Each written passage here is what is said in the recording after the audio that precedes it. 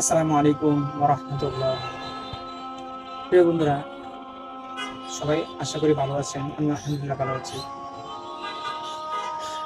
আমি একটা বিষয় নিয়ে কথা বলবো, সেটা হলো আমাদের আমরা অনেকেই জানি, সোশ্যাল মিডিয়াতে এটা প্রচার হয়েছে যে আমাদের একজন দিনী ভাই ইনামুল হাসান ফারুকী, তিনি ছিলেন আমাদের আহ, জুনায়েদ আহমদ বাবুনগরী রহমতুল্লাহ আলাইহির খাদেম। তো এই এনামুল হাসান ফারুকী ভাইয়ের কি অপরাধ ছিল? তাকে রিমান্ডে নেওয়া হলো। তার কি অপরাধ ছিল? সে কি করতো?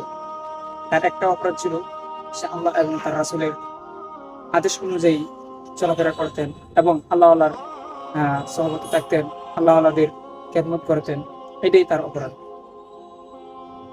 এই যে মানুষটাকে এত অত্যাচার করেছে, রিমান্ডে এত নির্যাতন করেছে, এই মানুষটার জীবনটাকে প্রায় শেষ করে দিয়েছে, বা এই মানুষটার জীবনটা এখন প্রায় শেষের দিকে চলে গেছে, করুণ একটা অবস্থা।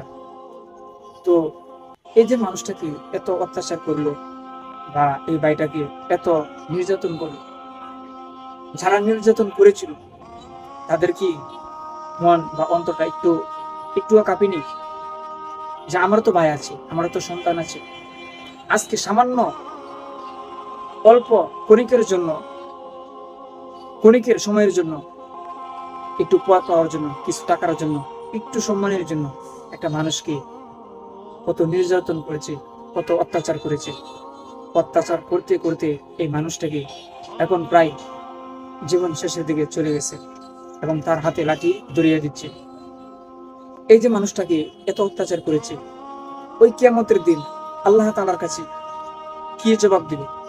যখন আমার এই ফারুকী ভাই আল্লাহ তাআলার কাছে প্রশ্ন করবেন, আল্লাহ, আমি তো আপনার হুকুম আহকাম পালন করেছি, আপনার নবীর তরিকা অনুযায়ী চলার চেষ্টা করেছি, আপনার বান্দা, খাঁটি বান্দা, তার সহবতে তার খেদমত করার জন্য আজকে আমাকে এই দুনিয়াতে এইভাবে অত্যাচার করেছিল। আপনি কি রহমান না? আপনি কি রহিম না? তাহলে আপনি আপনার আজকে আমার সঠিক বিচার আপনি করে দিবেন। আল্লাহ ওই দিন কখনোই ছাড়বেন না, অবশ্যই পাই টু পাই হিসাব নেবেন। কেন তুমি মেরেছিলাম? কি বলবেন? বা তারা কি বলবে? যে একটু পথ পাওয়ার জন্য। ঠিক আছে, পথ পাইছো, আজকে তুমি তার জবাব দিয়ে যাও। এই অত্যাচারের জবাব তুমি আজকে দিয়ে যাও। দেওয়ার মতন কোনো শক্তি নেই, দেওয়ার মতো কোনো শক্তি নেই। শক্তি ওই দিন থাকবে না। আল্লাহ তাআলা ক্ষমা করবেন না, কারণ এটা বান্দার হক। বান্দার সাথে ভুল করেছি, বান্দার যদি মাফ করে তখন আল্লাহ তাআলা মাফ করবে। আল্লাহ তাআলা বলবে, সে যদি মাফ করে আমি মাফ করে দেব। তুমি যদি আমার সাথে অপরাধ করতে, আমি এই অপরাধ তোমাকে মাফ করে দিতাম, ক্ষমা করে দিতাম। কিন্তু আজকে তুমি আমার সাথে অপরাধ করা নাই, আমার বান্দার সাথে বিনা কারণে অপরাধ করেছ। ওই অপরাধের শাস্তি তোমার ভোগ করতে হবে।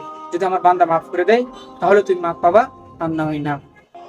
এই এনামুল হাসান ভাইকে যেভাবে অত্যাচার করেছে, আমি মনে করি সে মন থেকে কখনোই মাফ করবে না, ক্ষমা করবে না। তাকে বিনা কারণে, বিনা দোষী অন্যায়ভাবে তাকে অত্যাচার করেছে, তাকে জেল নির্যাতন করেছে, দিয়েছে।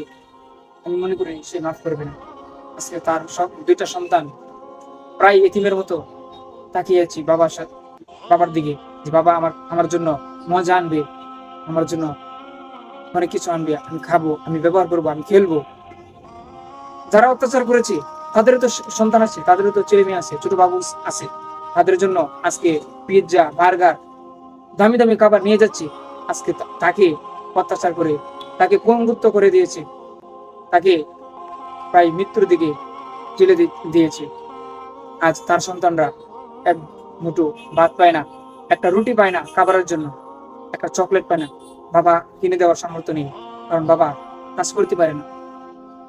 তোমাদের কি অন্তর ওই সময় কাঁপছিল না যে আমারও তো সন্তান আছে, আমারও তো পরিবার আছে? তো মানুষ, কবে তোমাদের ওই দিন আসবে? আল্লাহ তাআলা তোমাকে বা তোমাদেরকে কখন ওই আকল দান করবে যে মানুষকে অন্যায়ভাবে হত্যা করা যাবে না, অন্যায়ভাবে মানুষকে অত্যাচার করা যাবে না? একটু সামান্য টাকার জন্য, সামান্য টাকার জন্য, সামান্য পদ পাওয়ার জন্য, সামান্য সম্মানের জন্য কাউকে বিনা কারণে হত্যা করা যাবে না, কাউকে বিনা কারণে অত্যাচার করা যাবে না। জেল জুলুম নির্যাতন করা যাবে না। আজকে তাকে এমন অসুস্থ করে দিয়েছো, সে আজকে দেশে না বিদেশে গিয়েও চিকিৎসা নিতে বা চিকিৎসা করতে হিমশিম খাচ্ছে। ও মানুষ, একটু চিন্তা করো, একটু চিন্তা ভাবনা করে চলিও।